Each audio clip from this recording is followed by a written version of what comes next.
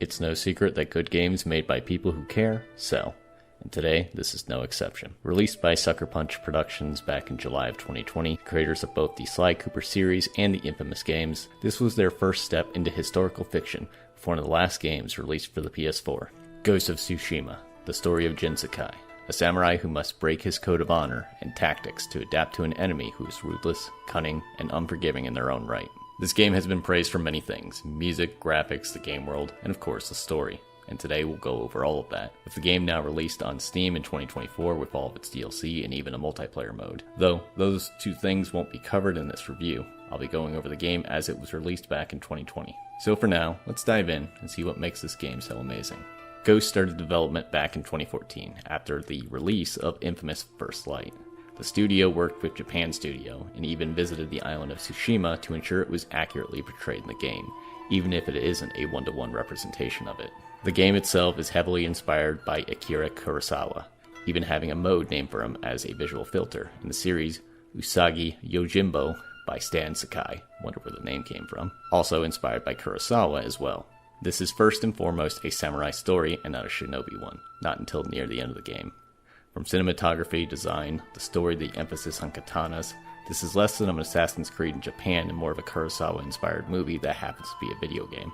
I also have to address the obvious elephants in the room. While the story takes heavy inspiration of Bushido as the honor code for the samurai, this honor code didn't exist during the Mongol invasion, and neither did the katana really.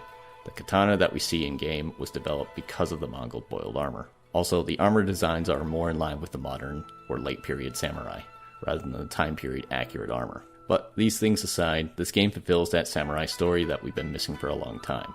So we'll start from the visuals and work our way down. Starting with how the game looks, considering it came out on the tail end of the PlayStation 4, this whole thing looks like a screenshot.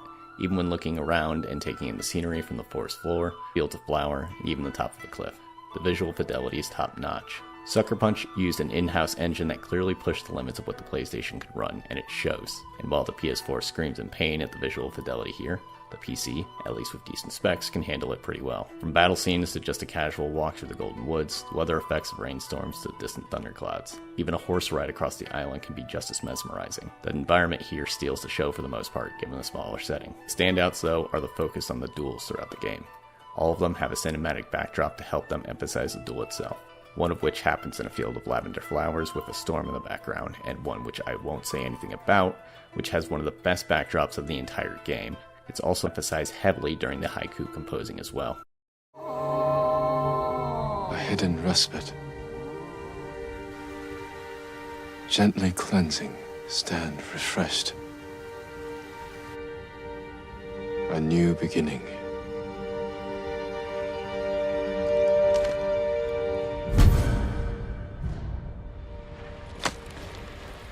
There are a lot of standout particle effects that definitely push the engine to the limit with leaves, storm, and rain, and a lot of fire effects, especially in the late game. Even sword strikes as well can show sparks. The character models themselves are fairly detailed, and even match those found in Red Dead 2 and Resident Evil 4 Remake. The facial animations, the beads of sweat, blood from after battle, and even the portrayal of emotion by the characters are some of the best I've ever seen.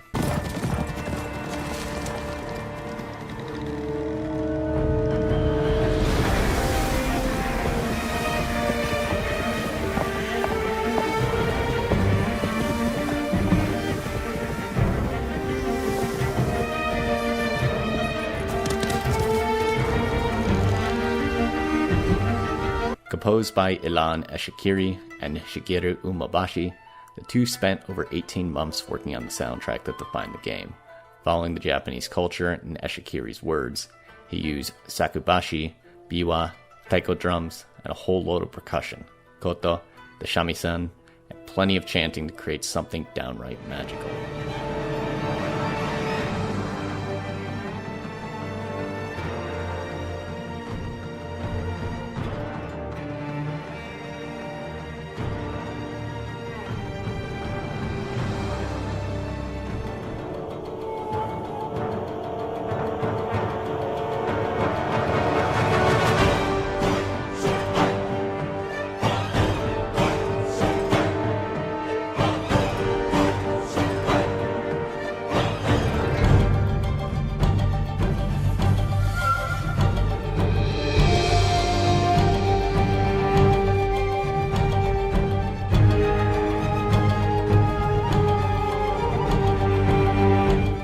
For traversal and exploration, there aren't really music tracks per se, but a lot of general ambiance, which changes depending on which act of the game you're in.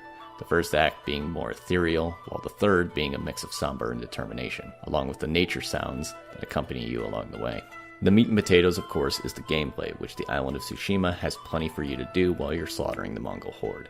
Starting out after the initial prologue of getting your ass handed to you by the Khan, the game lets you explore and experience the island as you see fit. The first thing you'll get comfortable with is the way traversal is handled organically within the game itself. Any waypoints you set on the map are guided by the wind, rather than a giant marker on a minimap and telling you to go here. Aside from that, your next biggest challenge will be combat. As you start out with only a base katana and a single stance, your options are fairly limited in engagement. Though, as you slaughter Mongols, complete side stories, and various other activities, you'll start getting renown, which gives you skill points that allow you to lock more abilities and different stances to combat different enemies. The stone stance is unlocked by default, which can handle swordsmen rather easily. The water stance for shields, wind stance for spears, and moon for brutes, each of which can stagger them and leave them wide open for follow-on attacks. When you progress through the story far enough, you also get access to the fifth and final stance, the ghost stance, which allows you to kill up to 3 enemies or severely damage a boss, as long as you kill enough enemies without being damaged. However, a sword is not your only means of fighting, as there are also bows and ghost tools as well. There is a light bow that can engage most targets quickly, along with getting a fire arrow upgrade that can easily knock out sentries and multiple targets before getting into sword swinging range. There is also a heavy bow you can earn that has a longer draw time, but can pierce armor and can use explosive arrows. Ghost tools are earned through renown progression and a story chain that can make killing all the easier. Kunai are used during combat that can instantly kill up to 3 enemies before or even during a fight. Sticky bombs that can be thrown to eliminate single enemies in an explosion, black powder bombs for AoE damage, and even Way of the Flame, which allows you to light your katana on fire. There are also techniques you can earn through special missions, which allow you to strike multiple times in succession, or one powerful and sudden strike without warning. However, if you prefer a quieter approach, not to worry, we have you covered. Wind chimes and firecrackers to distract enemies to a specific location. There's also a blowgun that you can use to either kill enemies or elicit terror or incite rage to deal damage before combat even begins. Plenty of combat variety to be had, but there are also a wide amount of activities to experience as well, all of which have benefit to the gameplay loop. Bamboo stands, hot springs, fox shrines, large shrines, liberating villages, lighthouses, and one of the highlights, duels. Across Tsushima are various duels, which are one-on-one combat encounters that focus on parry windows and paying attention to your opponent as a whole. While with practice, these duels can end in less than a minute if you're aggressive enough. Careful play is rewarded. There are also side missions and character stories as well. The first one's more generic and just helping various citizens of Tsushima with various problems. The second set following specific characters and their storylines during the invasion, resolving around the third and final act of the game. Speaking of... I am Jin Sakai, nephew of Lord Shimura.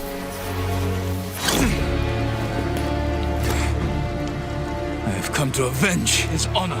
The story is a slow descent for the main character, Jin, as he combats the Mongol horde, starting with losing the samurai contingent on the island, which is quickly occupied. He finds out that his uncle, Lord Shimura, is still alive and held captive by the Khan in hopes of breaking the leader. The rest of the island will follow. So, Jin spends the first act gathering allies to help break out his uncle from the Khan, slowly bending his samurai code due to the influence by a thief named Yuna. And the story follows a similar structure for the next 2 acts. There's a problem at the end of the region, so you go around, gather allies to deal with the problem before you encounter the next problem. However, to go into the story proper, I need to talk about spoilers, so if you don't want to experience them, go to here.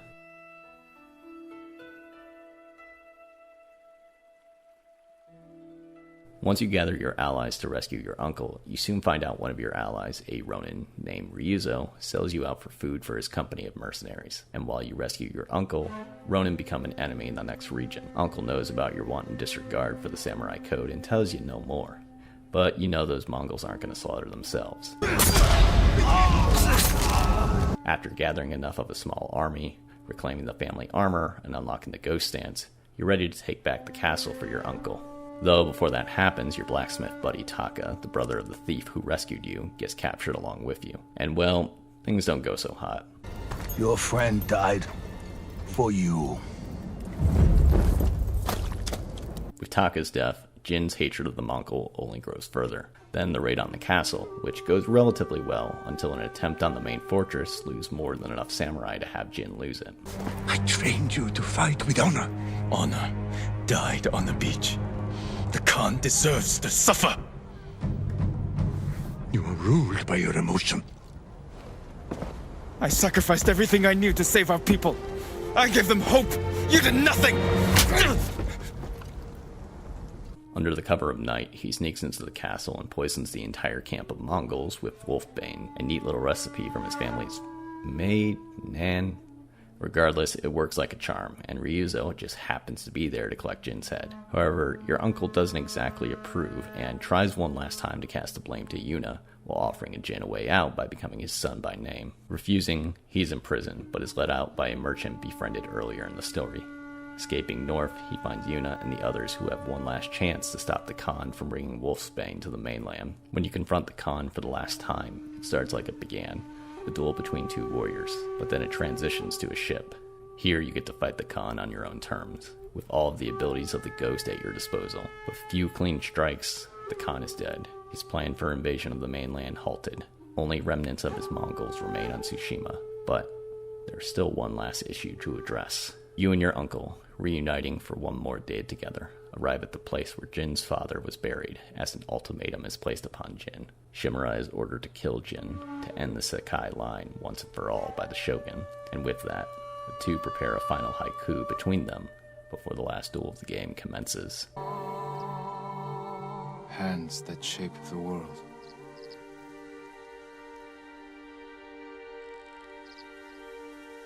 Destiny divides our souls.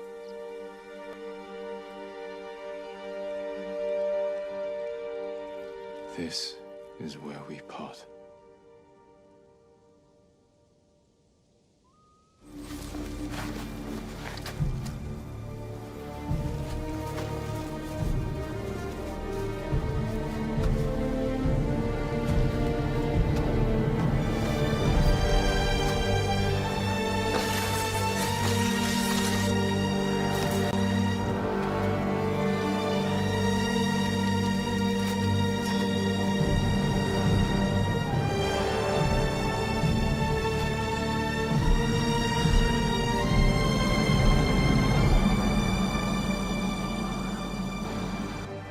Once you do win, though, you're given a final choice: to kill Lord Shimura or to spare him. Depending on your choice, you'll get some final dialogue and encounters based on your choice. But either way, you embrace the Ghost to defend Tsushima until your final days. For one of the last PS4 games that came out, it ended with quite the substantial bang. It would eventually update to have 4-player co-op and even releasing a substantial DLC that added more than enough content. Along with New Game Plus, Ghost of Tsushima offers plenty to the player. There is even a confirmed sequel, Ghost of Yotai, which is currently still in development as of this video. However, whether or not it will meet or even exceed the expectations of its predecessor remains to be seen. That's all for now. Apologies again about releasing so late in the year. I promise more content will be coming, including a Halloween special that I've been meaning to do. Before that, I have some TV shows to cover and a certain franchise that has gone down the gutter. Till then, thanks for watching. Have a good one, lads.